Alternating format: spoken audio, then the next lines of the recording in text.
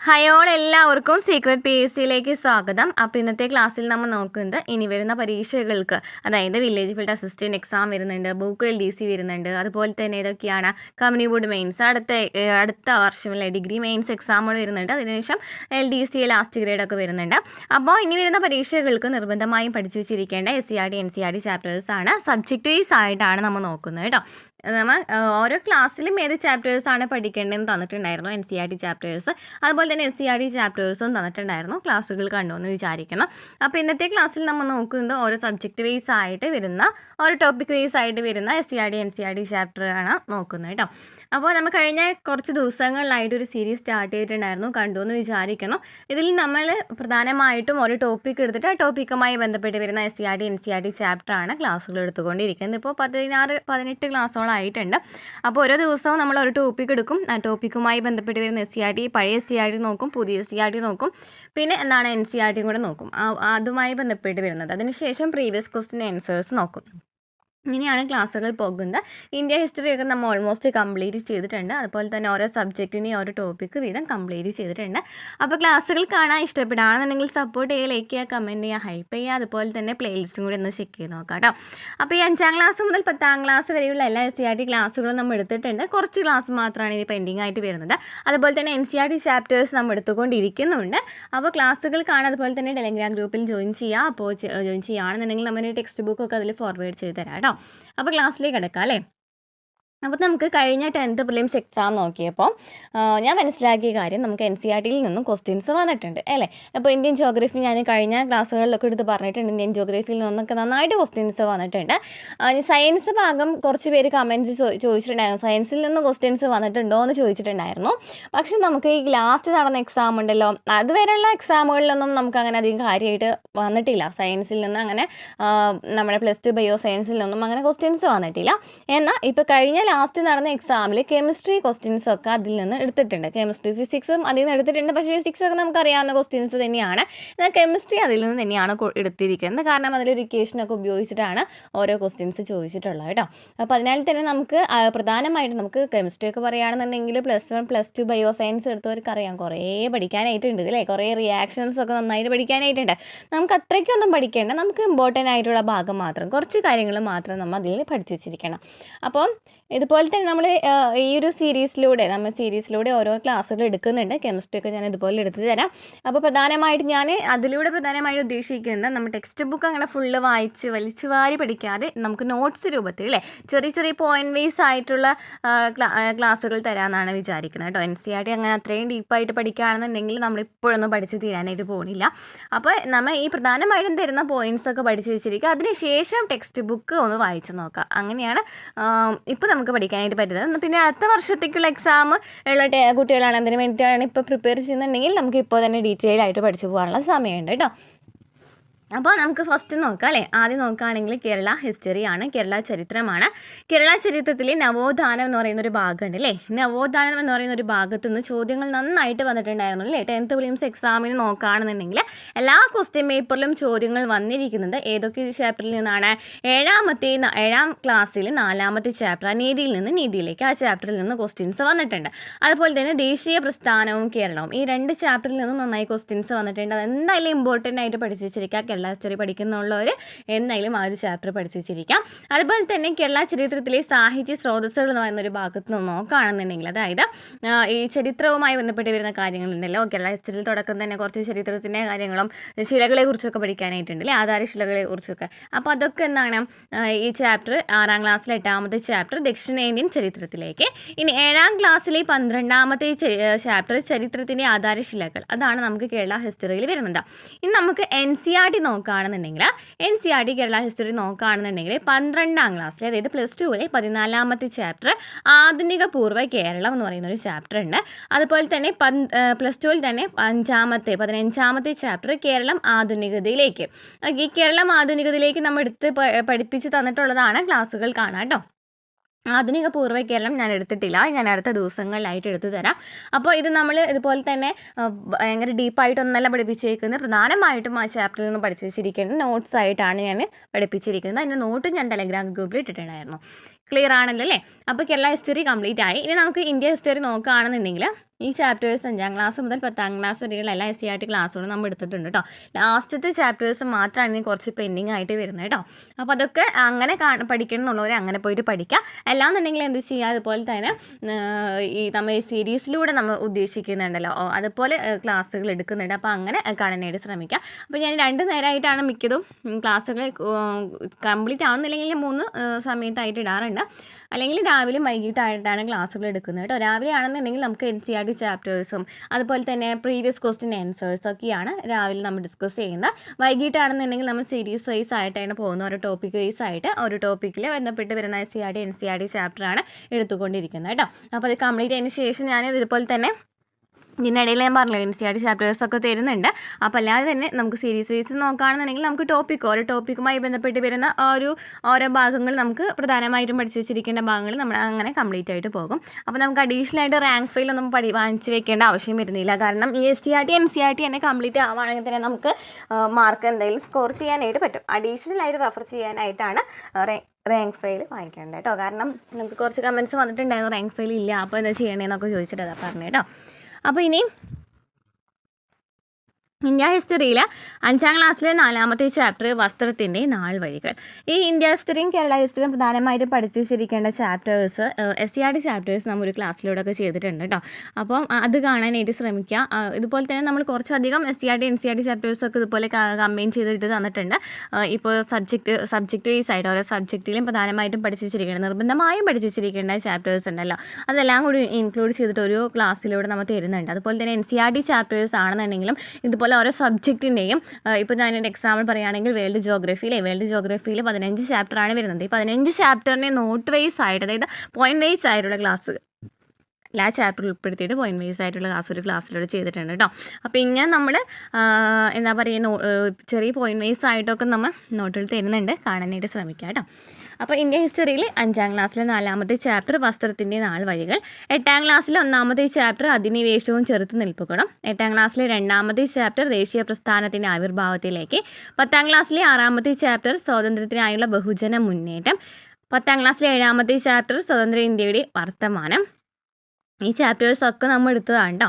അതുപോലെ തന്നെ 10ാം ക്ലാസ്സിലെ 8ാമത്തെ ചാപ്റ്റർ ജനാധിപത്യം ഒരു ഇന്ത്യൻ അനുഭവം, 10ാം ക്ലാസ്സിലെ 9ാമത്തെ ചാപ്റ്റർ ഇന്ത്യൻ സാമൂഹിക വ്യവസ്ഥയെ അറിയാം. പിന്നെ NCERT ആണ് വരുന്നത്. NCERT നോക്കുകയാണെങ്കിൽ നമ്മൾ ഇതിൽ ഓരോ ചാപ്റ്റർ, അതായത് പ്ലസ് ടൂവിൽ 10ാമത്തെ ചാപ്റ്റർ കോളനി പട്ടണവും ഗ്രാമപ്രദേശങ്ങളാണ്. അത് നമ്മൾ ഇന്ത്യ ഹിസ്റ്ററി SCERT സീരീസ് നമ്മൾ ചെയ്തപ്പോൾ ഫസ്റ്റ് തന്നെ എടുത്ത് ഞാൻ ടോപ്പിക് എന്ന് പറയുന്നത് സബ്ജക്റ്റ് എന്ന് പറയുന്നത് എന്താണ് ഇന്ത്യ ഹിസ്റ്ററി ആയിരുന്നു. അപ്പോൾ അതിൽ ഈ പറയുന്ന ഈ 4 ഭാഗമുണ്ടല്ലോ, പ്ലസ് ടൂവിൽ 4 ചാപ്റ്റർ ഉണ്ടല്ലോ, അത് ഞാൻ അതിലൂടെ തന്നെ എടുത്ത് തന്നിട്ടുണ്ട് കേട്ടോ. അപ്പോൾ 12ാം ക്ലാസ് പ്ലസ് ടൂവിലെ 10ാമത്തെ ചാപ്റ്റർ, പ്ലസ് ടൂവിലെ 11ാമത്തെ ചാപ്റ്റർ കലാപകാരികളും രാജ്യം 1857 കലാപത്തെക്കുറിച്ചിട്ടും അതുപോലെ തന്നെ കുറച്ച് കലാപങ്ങളെ കുറിച്ചിട്ടൊക്കെ അവിടെ പറയുന്നുണ്ട്. ഇനി 10ാം ക്ലാസ്സിൽ തന്നെ 12ാമത്തെ ചാപ്റ്റർ പ്ലസ് ടൂവിലെ 12ാമത്തെ ചാപ്റ്റർ മഹാത്മാഗാന്ധിയും ദേശീയവാദ പ്രസ്ഥാനവും, പിന്നെ പ്ലസ് ടൂവിലെ 13ാമത്തെ ചാപ്റ്റർ വിഭജനത്തെ മനസ്സിലാക്കൽ. ഇനി ഗാന്ധിയൻ സ്റ്റഡീസ് ഞാൻ എടുത്ത് തന്നിട്ടില്ല, ഞാൻ എടുത്ത ദിവസങ്ങളിലായിട്ട് എടുത്ത് തരാം കേട്ടോ. പ്ലസ് 1ലെ 2ാമത്തെ ചാപ്റ്റർ MK ഗാന്ധിയുടെ രൂപാന്തരം 1ാം ഘട്ടം, ഇതൊക്കെ ജസ്റ്റ് വായിച്ച് വെച്ചിരിക്കേണ്ട പോയിന്റ്സ് ആണ്. അതുപോലെ തന്നെ പ്ലസ് 1 3ാമത്തെ ചാപ്റ്റർ MK ഗാന്ധിയുടെ രൂപാന്തരം 2ാം ഘട്ടം. ഇനി പ്ലസ് 1 4ാമത്തെ ചാപ്റ്റർ ഇന്ത്യൻ സ്വാതന്ത്ര്യ സമരത്തിൽ ഗാന്ധിജി വഹിച്ച പങ്ക് നമ്മൾ എടുത്തിട്ടുണ്ട് കേട്ടോ. ആ ഗാന്ധിജിയുമായിട്ട് ബന്ധപ്പെട്ട് വരുന്ന കാര്യങ്ങൾ നമ്മൾ ആ ഒരു ക്ലാസ്സിൽ എടുത്തിട്ടുണ്ടായിരുന്നു. ഇനി 12ാം ക്ലാസ്, അതായത് പ്ലസ് ടൂവിലെ 4ാമത്തെ ചാപ്റ്റർ ഇന്ത്യയുടെ വിദേശ ബന്ധങ്ങൾ, പ്ലസ് ടൂവിലെ 6ാമത്തെ ചാപ്റ്റർ ജനാധിപത്യത്തിൻ്റെ പ്രതിസന്ധി, പ്ലസ് ടൂവിലെ 7ാമത്തെ ചാപ്റ്റർ ജനകീയ പ്രസ്ഥാനങ്ങളെ ആവിർഭാവം പഠിച്ചു വെച്ചിരിക്കാം. ഇനി വേൾഡ് ഹിസ്റ്ററി നോക്കുകയാണെന്നുണ്ടെങ്കിൽ 6ാം ക്ലാസ്സിലെ 12ാമത്തെ ചാപ്റ്റർ ജപ്പാൻ ചരിത്രവും വർത്തമാനവും, പിന്നെ 8ാം ക്ലാസ്സിലെ 13ാമത്തെ ചാപ്റ്റർ പുതിയ രാഷ്ട്രങ്ങൾ കെട്ടിപ്പടുക്കുന്നു, പിന്നെ 10ാം ക്ലാസ്സിലെ 2ാമത്തെ ചാപ്റ്റർ സ്വാതന്ത്ര്യം സമത്വം സാഹോദര്യം, 10ാം ക്ലാസ്സിലെ 4ാമത്തെ ചാപ്റ്റർ സമ്പത്തും ലോകവും, പിന്നെ പ്ലസ് ടൂവിലെ 6ാമത്തെ ചാപ്റ്റർ അന്തർദേശീയ സംഘടനകൾ. ഇനി ജോഗ്രഫി നോക്കുകയാണെന്നുണ്ടെങ്കിൽ കേരള ജോഗ്രഫി നമ്മൾ ഇമ്പോർട്ടൻ്റ് ആയിട്ട് പഠിച്ചു വെച്ചിരിക്കേണ്ട ചാപ്റ്റേഴ്സൊക്കെ തന്നിട്ടുണ്ടായിരുന്നു. ആ കൂടി 2 ചാപ്റ്റേഴ്സാണ് SCERTയിൽ വരുന്നത്. ഇതെല്ലാം കൂടിയിട്ട് ഇൻക്ലൂഡ് ചെയ്തൊരു വീഡിയോ നാം ഇട്ടിട്ടുണ്ടായിരുന്നു. 5ാം ക്ലാസ്സിലെ 8ാമത്തെ ചാപ്റ്റർ നാടറിയാം. ഇനി ഇന്ത്യൻ ജിയോഗ്രഫി നോക്കുകയാണെന്നുണ്ടെങ്കിൽ 5ാം ക്ലാസ്സിലെ 7ാമത്തെ ചാപ്റ്റർ ഗതാഗത ആശയവിനിമയ സംവിധാനങ്ങൾ, 7ാം ക്ലാസ്സിലെ 6ാമത്തെ ചാപ്റ്റർ ഇന്ത്യൻ ഉപഭൂഖണ്ഡം, 8ാം ക്ലാസ്സിലെ 6ാമത്തെ ചാപ്റ്റർ വിഭവ വിനിയോഗവും സുസ്ഥിരതയും, 9ാം ക്ലാസ്സിലെ 1ാമത്തെ ചാപ്റ്റർ ലോകത്തിൻ്റെ നെറുകയിൽ, 9ാം ക്ലാസ്സിലെ 2ാമത്തെ ചാപ്റ്റർ വിശാല സമതല ഭൂവിൽ, 9ാം ക്ലാസ്സിലെ 3ാമത്തെ ചാപ്റ്റർ ഭൗമചരിത്രമുറങ്ങുന്ന പീഠഭൂമി, 9ാം ക്ലാസ്സിലെ 5ാമത്തെ ചാപ്റ്റർ ഇന്ത്യയിലെ ജനസംഖ്യാ പ്രവണതകൾ, 9ാം ക്ലാസ്സിലെ 7ാമത്തെ ചാപ്റ്റർ മണലാരണ്യത്തിലൂടെ, 9ാം ക്ലാസ്സിലെ 8ാമത്തെ ചാപ്റ്റർ തീരങ്ങളിലൂടെ. പിന്നെ NCERT ആണ് പറയുന്നത് കേട്ടോ. NCERT നമ്മൾ എല്ലാ ക്ലാസ്സും നോക്കുകയാണെന്നുണ്ടെങ്കിൽ ആദ്യത്തെ 1, 2, 3, 4 ചാപ്റ്റർ എടുത്തിട്ടുണ്ട്. 4ാമത്തെ ചാപ്റ്റർ പകുതി ഭാഗം കംപ്ലീറ്റ് ചെയ്തിട്ടുണ്ട്. പിന്നെ ബാക്കി ചാപ്റ്റേഴ്സൊക്കെ ഡീറ്റെയിൽ ആയിട്ട് എടുത്ത് തരാം. അല്ലാതെ നമ്മൾ പോയിന്റ് ബേസ് ആയിട്ട് ഞാൻ പറഞ്ഞില്ല, ചെറിയ നോട്ട്സ് ആയിട്ട് ഞാൻ തരാറുണ്ടല്ലോ, പ്രധാനമായിട്ടും പഠിച്ചു വെച്ചിരിക്കുന്നത്. നമ്മൾ ടെക്സ്റ്റ് ബുക്ക് വൈസ് അല്ലാതെ തന്നെ തരുന്ന ക്ലാസ്സുകളൊക്കെ കംപ്ലീറ്റ് ചെയ്തിട്ടുണ്ട് കേട്ടോ, ഇന്ത്യൻ ജിയോഗ്രഫിയും വേൾഡ് ജിയോഗ്രഫിയും ഒക്കെ. അപ്പോൾ 1ാമത്തെ ചാപ്റ്റർ ഇന്ത്യയുടെ സ്ഥാനം, 2ാമത്തെ ചാപ്റ്റർ ഭൂപ്രകൃതി, 3ാമത്തെ ചാപ്റ്റർ നീരൊഴുക്ക് വ്യൂഹം, 4ാമത്തെ ചാപ്റ്റർ കാലാവസ്ഥ, 5ാമത്തെ ചാപ്റ്റർ സ്വാഭാവിക സസ്യജാലങ്ങൾ, 6ാമത്തെ ചാപ്റ്റർ മണ്ണ്, 7ാമത്തെ ചാപ്റ്റർ പ്രകൃതിക്ഷോഭങ്ങളും പ്രകൃതി ദുരന്തങ്ങളും. ഇനി വേൾഡ് ജിയോഗ്രഫി നോക്കുകയാണെന്നുണ്ടെങ്കിൽ ഭൂമിയുടെ ഘടന, അന്തരീക്ഷം. 7ാം ക്ലാസ്സിലെ 5ാമത്തെ ചാപ്റ്ററിൻ്റെ പേര് നമ്മുടെ ഭൂമി. 10ാം ക്ലാസ്സിലെ 1ഉം 2ഉം ചാപ്റ്റർ, 1ാമത്തെ ചാപ്റ്റർ ദിനാന്തരീക്ഷ സ്ഥിതിയും കാലാവസ്ഥയും, 2ാമത്തെ ചാപ്റ്റർ കാലാവസ്ഥാ മേഖലകളും കാലാവസ്ഥാ മാറ്റവും. 10ാം ക്ലാസ്സിലെ 8ാമത്തെ ചാപ്റ്റർ സുസ്ഥിരതയിലേക്ക്. 8ാം ക്ലാസ്സിലെ 3ാമത്തെ ചാപ്റ്റർ ഭൂമിയുടെ ചലനങ്ങൾ, ഭ്രമണവും പരിക്രമണവും. ഇനി മാപ്പുകളുമായി ബന്ധപ്പെട്ട് വരുന്ന ചാപ്റ്റർ നോക്കുകയാണെന്നുണ്ടെങ്കിൽ 5ാം ക്ലാസ്സിലെ 5ാമത്തെ ചാപ്റ്റർ വരയ്ക്കാം വായിക്കാം, 6ാം ക്ലാസ്സിലെ 4ാമത്തെ ചാപ്റ്റർ ഗ്ലോബിൽ നിന്ന് ഭൂപടത്തിലേക്ക്, 6ാം ക്ലാസ്സിലെ 7ാമത്തെ ചാപ്റ്റർ ഭൂഖണ്ഡങ്ങളിലൂടെ, 6ാം ക്ലാസ്സിലെ 10ാമത്തെ ചാപ്റ്റർ സമുദ്രങ്ങളിലൂടെ, 7ാം ക്ലാസ്സിലെ 9ാമത്തെ ചാപ്റ്റർ ഭൂമി അറിയാൻ ഭൂപടങ്ങളും ആധുനിക സങ്കേതങ്ങളും. നെക്സ്റ്റ്, അപ്പോൾ ഈ ചാപ്റ്ററൊക്കെ നമ്മൾ എടുത്തിട്ടുണ്ട് കേട്ടോ. കുറേ ചാപ്റ്റേഴ്സൊക്കെ മാക്സിമം കംപ്ലീറ്റ് ചെയ്തിട്ടുണ്ട്. NCERT പ്ലേലിസ്റ്റ് ചെക്ക് ചെയ്താൽ മതി കേട്ടോ. ഇനി 8ാം ക്ലാസ്സിലെ 10ാമത്തെ ചാപ്റ്റർ ലോക ഭൂപടത്തിൽ യൂറോപ്പ്. ഇനി NCERT നോക്കുകയാണെന്നുണ്ടെങ്കിൽ NCERT എല്ലാ ചാപ്റ്ററും നമ്മൾ ഡീറ്റെയിൽ ചാപ്റ്റർ വൈസ് ആയിട്ട് എടുത്തിട്ടില്ല, എന്നാൽ ഡീറ്റെയിൽ ആയിട്ട് പ്രധാനമായിട്ടും പഠിച്ചു വെച്ചിരിക്കുന്ന പോയിന്റ് വൈസ് ആയിട്ടുള്ള ക്ലാസ് തന്നിട്ടുണ്ട്. എന്തായാലും കാണാനായിട്ട് ശ്രമിക്കുക, അത് സ്കിപ്പ് ചെയ്യാതിരിക്കുക കേട്ടോ. കാരണം ടെക്സ്റ്റ് ബുക്ക് നമുക്ക് വലിച്ചുവാരി പഠിക്കാൻ ബുദ്ധിമുട്ടുള്ള കുട്ടികൾക്കാണെന്നുണ്ടെങ്കിൽ എന്തായാലും യൂസ്ഫുൾ ആവും, ഉറപ്പാണ് കേട്ടോ. അപ്പം 11ാം ക്ലാസ് മീൻസ് +1 നമുക്ക് ഇന്ത്യൻ ജിയോഗ്രഫി വേൾഡ് ജിയോഗ്രഫി ഒക്കെ വരുന്നത് പഠിക്കാനായിട്ട്.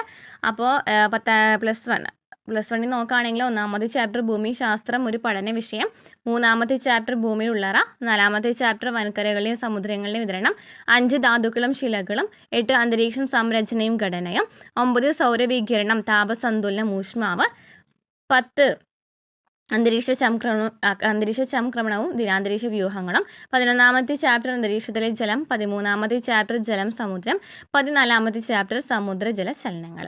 ഇനി സാമ്പത്തിക ശാസ്ത്രം എക്കണോമിക്സ് നോക്കുകയാണെങ്കിൽ NCERT നോക്കുകയാണെങ്കിൽ 6ാം ക്ലാസ്സിലെ 6ാമത്തെ ചാപ്റ്റർ കൃഷിയിൽ നിന്ന് വ്യവസായത്തിലേക്ക്, 6ാം ക്ലാസ്സിലെ 11ാമത്തെ ചാപ്റ്റർ സ്വരുക്കൂട്ടാൻ കരുതി വയ്ക്കാം, 8ാം ക്ലാസ്സിലെ 4ാമത്തെ ചാപ്റ്റർ അടിസ്ഥാന സാമ്പത്തിക പ്രശ്നങ്ങളും സമ്പദ് വ്യവസ്ഥയും, പിന്നെ 9ാം ക്ലാസ്സിലെ 5ാമത്തെ ചാപ്റ്റർ ഇന്ത്യൻ സമ്പദ്ഘടന വിവിധ മേഖലകളിലൂടെ, 10ാം ക്ലാസ്സിലെ 7ാമത്തെ ചാപ്റ്റർ ഇന്ത്യൻ സമ്പദ് വളർച്ചയും പരിവർത്തനവും.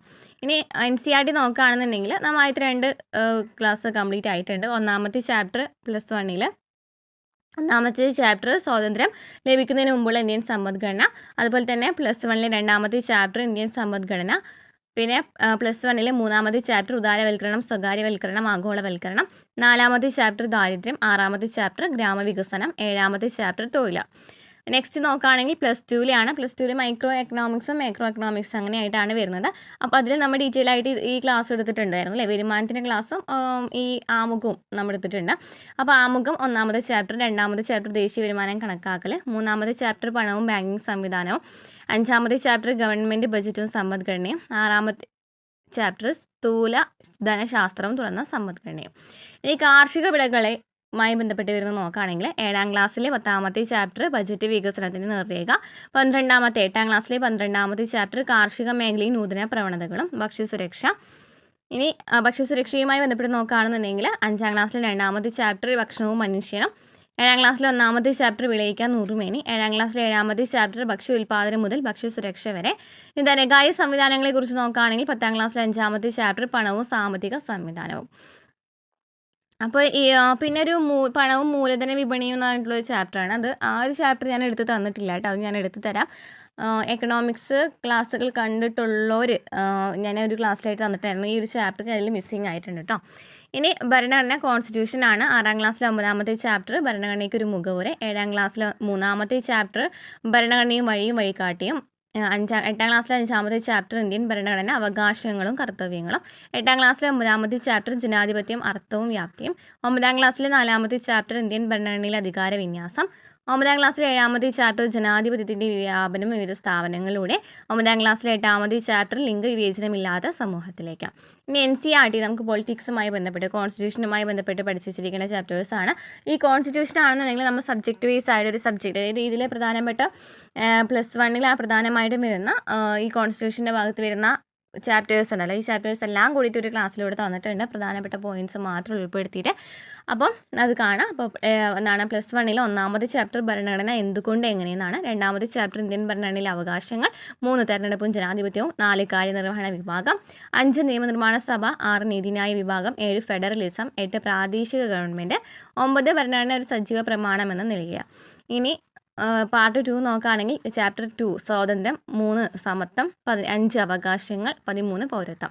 പഞ്ചായത്ത് രാജുമായി ബന്ധപ്പെട്ടിട്ട് വരുന്ന ചാപ്റ്റർ 5ാം ക്ലാസ്സിൽ SCERT ആണ്. 6ാമത്തെ ചാപ്റ്റർ ജനങ്ങൾ ജനങ്ങളാൽ. 7ാം ക്ലാസ്സിൽ 8ാമത്തെ ചാപ്റ്റർ അധികാരം ജനങ്ങളിലേക്ക്. ഇനി കേരള അഡ്മിനിസ്ട്രേഷൻ, അതായത് കേരള ഗവേണൻസുമായി ബന്ധപ്പെട്ട് കേരള ഭരണവും ഭരണ സംവിധാനങ്ങൾ എന്ന് പറയുന്ന ഒരു ഭാഗമുണ്ടല്ലോ, അതിൽ പ്രധാനമായിട്ടും തൊഴിലും ജോലിയുമായി ബന്ധപ്പെട്ട് വരുന്ന ചാപ്റ്ററാണ് 5ാം ക്ലാസ്സിലെ 3ാമത്തെ ചാപ്റ്റർ തൊഴിൽ വൈവിധ്യങ്ങൾ. 5ാം ക്ലാസ്സിലെ 9ാമത്തെ ചാപ്റ്റർ തുല്യതയിലേക്ക്. 9ാം ക്ലാസ്സിലെ 4ാമത്തെ ചാപ്റ്റർ മാനവ വിഭവശേഷി രാഷ്ട്ര പുരോഗതിക്കായി. ഇനി ദുരന്ത നിവാരണവുമായി ബന്ധപ്പെട്ട് വരുന്ന ചാപ്റ്ററാണ് 10ാം ക്ലാസ്സിലെ 6ാമത്തെ ചാപ്റ്റർ മാറുന്ന ഭൂമി. ഇനി ഉപഭോക്തൃ സംരക്ഷണ നിയമവുമായി ബന്ധപ്പെട്ട് വരുന്ന ചാപ്റ്ററാണ് 5ാം ക്ലാസ്സിലെ 11ാമത്തെ ചാപ്റ്റർ നിയമവും സമൂഹവും. 10ാം ക്ലാസ്സിലെ 4ാമത്തെ ചാപ്റ്റർ ഉപഭോക്താവ് അവകാശങ്ങളും സംരക്ഷണവും. ഇനി ബയോളജി നോക്കുകയാണെങ്കിൽ മനുഷ്യ ശരീരത്തെക്കുറിച്ചൊക്കെ ഡീറ്റെയിൽ ആയിട്ട് പഠിക്കാനായിട്ടുണ്ട്. നമുക്ക് SCERT പഠിക്കാനായിട്ടുണ്ട് കുറച്ചധികം തന്നെ. അല്ലാതെ തന്നെ NCERT നോക്കുകയാണെന്നുണ്ടെങ്കിൽ ഫുൾ അത് തന്നെയാണ് വരുന്നത്. സുവോളജിയിലൊക്കെ അത് തന്നെയാണ് വരുന്നത്. അപ്പോൾ സുവോളജി നോക്കുകയാണെന്നുണ്ടെങ്കിൽ ഞാനതിൽ ഇപ്പം നേരത്തെ ഞാൻ പറഞ്ഞല്ലോ, സബ്ജക്റ്റ് വൈസ് ആയിട്ട് പോയിൻ്റ് വൈസ് ആയിട്ട് കുറച്ച് എല്ലാ ചാപ്റ്റേഴ്സും ഉൾപ്പെടുത്തി തന്നിട്ടുണ്ടായിരുന്നല്ലോ. അപ്പോൾ അതുപോലെ തന്നെ ഞാൻ സുവോളജി എടുത്ത് തരാം കേട്ടോ. സുവോളജി ഒരു ചാപ്റ്റർ ഞാൻ ഡീറ്റെയിൽ ആയിട്ട് എടുത്തിട്ടുണ്ട്. അല്ലാതെ ഞാൻ എല്ലാ പോയിൻറ്റ്സും കൂടി ഉൾപ്പെടുത്തിയിട്ട് ഒരു ക്ലാസ്സിലൂടെ തരാനായിട്ട് മാക്സിമം നോക്കാം കേട്ടോ. അപ്പോൾ 5ാം ക്ലാസ്സിലെ 7ാമത്തെ ചാപ്റ്റർ ഇന്ദ്രിയാജാലം. 6ാം ക്ലാസ്സിലെ 1ാമത്തെ ചാപ്റ്റർ ആഹാരത്തിലൂടെ ആരോഗ്യം. 6ാം ക്ലാസ്സിലെ 3ാമത്തെ ചാപ്റ്റർ നിവർന്നു നിൽക്കാം. 6ാം ക്ലാസ്സിലെ 6ാമത്തെ ചാപ്റ്റർ ജീവൻ്റെ കുഞ്ഞറകൾ. 7ാം ക്ലാസ്സിലെ 5ാമത്തെ ചാപ്റ്റർ മനുഷ്യ ശരീരം ഒരു വിസ്മയം ദഹനവും ശ്വസനവും. 7ാം ക്ലാസ്സിലെ 7ാമത്തെ ചാപ്റ്റർ മനുഷ്യ ശരീരം ഒരു വിസ്മയം. 8ാം ക്ലാസ്സിൽ 8ാമത്തെ ചാപ്റ്റർ ജീവൻ്റെ ഉത്ഭവം ജീവികളുടെയും. 8ാം ക്ലാസ്സിൽ 9ാമത്തെ ചാപ്റ്റർ കോശങ്ങളും കോശജാലങ്ങളും. 8ാം ക്ലാസ്സിലെ 18ാമത്തെ ചാപ്റ്റർ കുഞ്ഞായി മാറുന്ന കോശങ്ങൾ. 9ാം ക്ലാസ്സിലെ 1ാമത്തെ ചാപ്റ്റർ ജീവൽ പ്രക്രിയകളിലേക്ക്. 9ാം ക്ലാസ്സിലെ 2ാമത്തെ ചാപ്റ്റർ ദഹനവും പോഷക സംവഹനവും. 9ാം ക്ലാസ്സിലെ 3ാമത്തെ ചാപ്റ്റർ ശ്വസനവും വിസർജനവും. 9ാം ക്ലാസ്സിലെ 4ാമത്തെ ചാപ്റ്റർ ചലനത്തിന് പിന്നിൽ. 9ാം ക്ലാസ്സിലെ 5ാമത്തെ ചാപ്റ്റർ പ്രത്യുൽപാദന ആരോഗ്യം. 10ാം ക്ലാസ്സിലെ 1ാമത്തെ ചാപ്റ്റർ ജീവൻ്റെ ജനിതകം. 10ാം ക്ലാസ്സിലെ 2ാമത്തെ ചാപ്റ്റർ പരിണാമത്തിൻ്റെ വഴികൾ. 10ാം ക്ലാസ്സിലെ 3ാമത്തെ ചാപ്റ്റർ സംവേദങ്ങൾക്ക് പിന്നിൽ. 4ാമത്തെ ചാപ്റ്റർ ജീവികളിലെ രാസസംവേദനം. ഇനി +1 നോക്കുകയാണെങ്കിൽ 8ാമത്തെ ചാപ്റ്റർ കോശം ജീവൻ്റെ ഏകകം. 10 കോശചക്രവും കോശവിഭജനവും. 16 ദഹനവും ആഗിരണവും. 17 ശ്വസനവും വാതക വിനിമയവും. 18 ശരീരദ്രവങ്ങളും രക്തചംക്രമണവും. 19 വിസർജ്യ വസ്തുക്കളും അവയുടെ നിർമ്മാർജ്ജനവും. 20 സഞ്ചലനവും ചലനവും. 21 നാഡീനിയന്ത്രണവും ഏകോപനവും. 22 രാസനിയന്ത്രണവും സമന്വയവും. ഇനി എന്താണ് EVSുമായി ബന്ധപ്പെട്ട് വരുന്ന ചാപ്റ്ററാണ് കേട്ടോ. EVSുമായി ബന്ധപ്പെട്ട് വരുന്ന പരിസ്ഥിതി ശാസ്ത്രവുമായി ബന്ധപ്പെട്ട് വരുന്ന NCERT ചാപ്റ്റർ ഞാൻ തന്നിട്ടുണ്ടായിരുന്നു, കണ്ടു എന്ന് വിചാരിക്കുന്നു. അതിൽ നമ്മൾ പരിസ്ഥിതി ശാസ്ത്രം എന്ന് പറയുന്ന ഒരു ഇതല്ല ഞാൻ അതിലെടുത്തിട്ടുണ്ടായിരുന്നത്. പ്രധാനമായിട്ടും എല്ലാത്തിൽ നിന്നും എടുത്തിട്ടുണ്ടായിരുന്നു. അതായത് കെമിസ്ട്രിയിൽ നിന്ന് എടുത്തിട്ടുണ്ടായിരുന്നു. അതുപോലെ തന്നെ പല സബ്ജക്റ്റിൽ നിന്നും ഇൻക്ലൂഡ് ചെയ്തിട്ടാണ് ഞാൻ ആ ഒരു ക്ലാസ് തന്നിട്ടുള്ളത് കേട്ടോ. ഒരു സബ്ജക്റ്റ് മാത്രമായിട്ടല്ല. കാരണം നമുക്ക് അതിൽ ഓരോ ടോപ്പിക്ക് നോക്കുകയാണെങ്കിൽ ഓരോ ടോപ്പിക്കും പല ഇതിപ്പം ഒരു എക്സാമ്പിൾ പറയുകയാണെന്നുണ്ടെങ്കിൽ കെമിസ്ട്രിയിലാണ് നമുക്ക് ഓസോണുമായി ബന്ധപ്പെട്ട് വരുന്ന കാര്യങ്ങളൊക്കെ വരുന്നത്. അപ്പോൾ അതിൽ ശരിക്കും പറഞ്ഞാൽ രാസസമവാക്യം വെച്ചിട്ട് പറയുന്ന ഒരു ഭാഗമാണ്. അപ്പോൾ അതിൽ പ്രധാനമായിട്ട് നമുക്ക് ആ ഒരു എന്താ പറയുക, എങ്ങനെയാണ് റിയാക്ഷൻ നടക്കണമെന്ന് പഠിച്ചിട്ടില്ല എന്നുണ്ടെങ്കിലും ബാക്കി എല്ലാ പോയിൻറ്റ്സും നമുക്ക് പഠിക്കാനായിട്ട് വരുന്നുണ്ട്. അപ്പോൾ അതുപോലെ തന്നെ ഞാൻ പിന്നെ ഏതായിരുന്നു അങ്ങനെ 2-3 സബ്ജക്റ്റുകൾ ഇൻക്ലൂഡ് ചെയ്തിട്ടാണ് ഞാൻ EVS എടുത്ത് തന്നിരിക്കുന്നത് കേട്ടോ.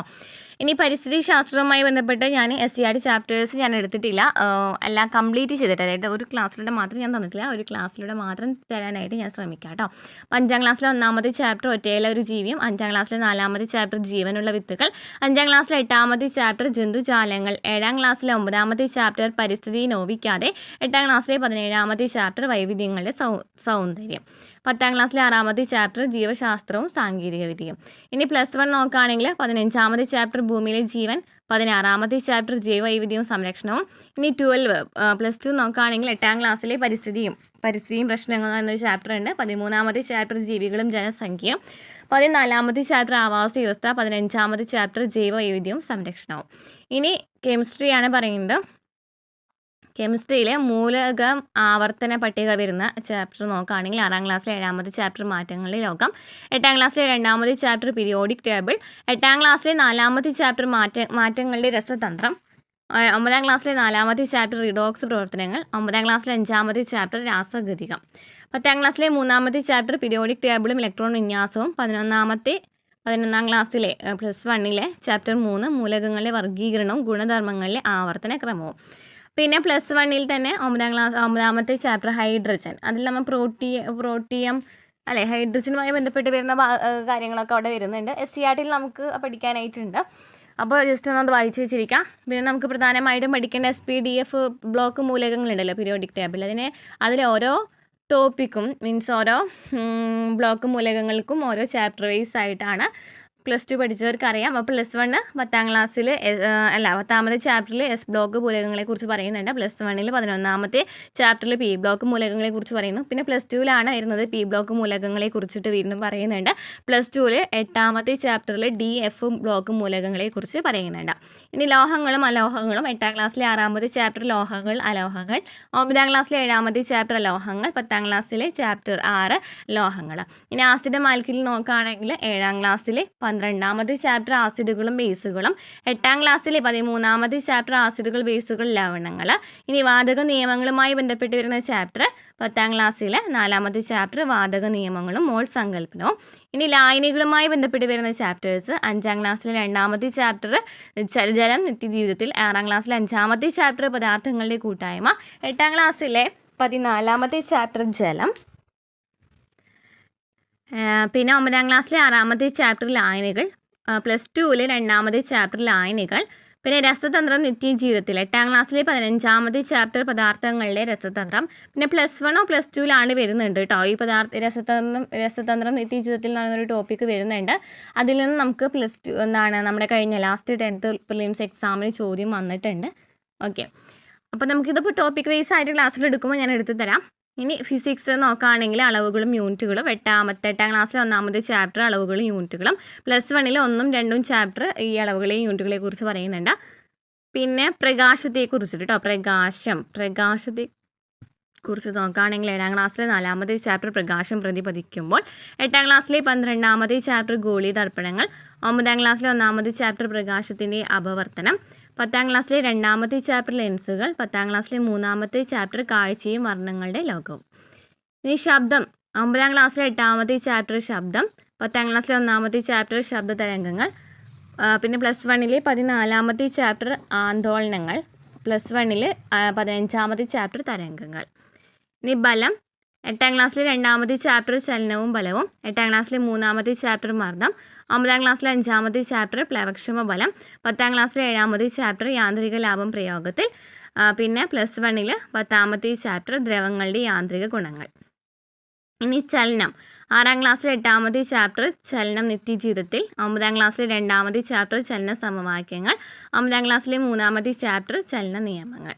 +1 3ാമത്തെ ചാപ്റ്റർ നേർരേഖയിലെ ചലനം, +1 4ാമത്തെ ചാപ്റ്റർ തലത്തിലെ ചലനം, +1 5ാമത്തെ ചാപ്റ്റർ ചലന നിയമങ്ങൾ.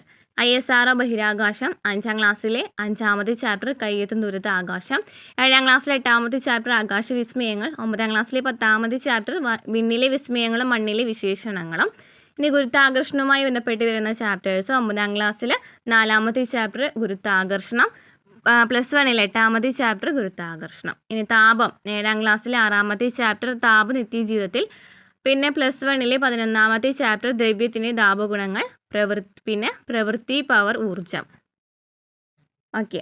അപ്പോൾ ഇത്രയും SCERT NCERT ആണ് നമുക്ക് പഠിച്ചു വെച്ചിരിക്കേണ്ടത്, പ്രധാനമായിട്ടും പഠിച്ചു വെച്ചിരിക്കേണ്ടത് കേട്ടോ.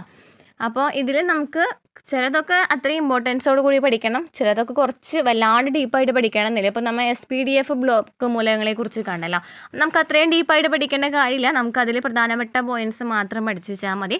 അപ്പോൾ നമുക്ക് എന്താ പറയുക, NCERT എന്ന് പറയുമ്പോൾ നമുക്ക് അത്രയും വൈഡായിട്ടുള്ള ചാപ്റ്റേഴ്സാണ് വരുന്നത്, നമുക്ക് ഓരോ ടോപ്പിക്കിനും അത്രയും ഡീപ്പായിട്ടുള്ള കാര്യങ്ങളാണ് വരുന്നത്. അപ്പോൾ അതിൽ വരുന്ന പ്രധാനപ്പെട്ട പോയിൻറ്റ്സ് മാത്രം ഉൾപ്പെടുത്തിയിട്ടുള്ള ക്ലാസ്സുകൾ തരാനായിട്ട് ഞാൻ ശ്രമിക്കാം. അതുപോലെ തന്നെ ടെക്സ്റ്റ് ബുക്ക് ക്ലാസ് വേണമെന്നാണ്ട് കുറച്ച് പേര് കമൻറ്റ് ചെയ്തിട്ടുണ്ടായിരുന്നു. അപ്പോൾ ഞാൻ അതും തരാം. ഞാൻ എല്ലാ NCERT ഞാൻ ടെക്സ്റ്റ് ബുക്കായിട്ട് ഞാൻ തരുന്നില്ല, നമുക്ക് എന്തായാലും പഠിച്ചു വെച്ചിരിക്കേണ്ട ക്ലാസ്സുകൾ മാത്രമാണ് തരുന്നത് കേട്ടോ. അപ്പോൾ ഞാൻ എടുക്കുന്ന NCERT ചാപ്റ്റേഴ്സ് ഉണ്ടല്ലോ, അത് നന്നായിട്ട് പഠിച്ചു വെച്ചിരിക്കുക, അത് ഞാൻ ഇമ്പോർട്ടൻ്റ് ആയിട്ടുള്ള ചാപ്റ്റേഴ്സ് ആയിരിക്കും എടുക്കുന്നുണ്ടായിരിക്കും. ഫോർ എക്സാമ്പിൾ പറയുകയാണെങ്കിൽ ഇന്ത്യൻ ജോഗ്രഫിയിൽ നമ്മൾ പോയിന്റ് വൈസ് ആയിട്ട് ഞാൻ ക്ലാസ് തന്നിട്ടുണ്ട്, എല്ലാത്തിനും ഡീറ്റെയിലായിട്ട് ക്ലാസ് തരുന്നുണ്ട്. കാരണം നമുക്ക് ഇന്ത്യൻ ജോഗ്രഫി നോക്കുകയാണെങ്കിൽ ഇടയെന്നൊക്കെയാണ് ക്വസ്റ്റ്യൻസ് വരുന്നത്, നമുക്ക് ഓരോ പോയിന്റ് എന്താ പറയുക, നമ്മൾ ബാക്കി സബ്ജക്റ്റ് പഠിക്കുന്ന പോലെയല്ല, ഇടയെന്നൊക്കെയാണ് ക്വസ്റ്റ്യൻസ് വന്നിരിക്കുന്നത്. അപ്പോൾ അങ്ങനെ പഠിക്കാനായിട്ട് ശ്രമിക്കുക. അപ്പോൾ നമ്മൾ ചെയ്ത ക്ലാസ്സുകളൊക്കെ കാണാനായിട്ട് ഒന്ന് പ്ലേലിസ്റ്റ് ചെക്ക് ചെയ്താൽ മതി കേട്ടോ. പിന്നെ ടെലഗ്രാം ഗ്രൂപ്പിൽ ജോയിൻ ചെയ്യുക. അപ്പോൾ ഇതിൻ്റെ ക്ലാസ്സിന് ലിങ്ക് ഡിസ്ക്രിപ്ഷനിൽ കൊടുക്കാം, അല്ലാന്നുണ്ടെങ്കിൽ പ്ലേലിസ്റ്റ് ചെക്ക് ചെയ്താൽ മതി, നമ്മൾ ഓരോ ക്ലാസ് എങ്ങനെയാണ് എടുത്തെന്നുള്ളത് കാണാനായിട്ട് സാധിക്കും കേട്ടോ.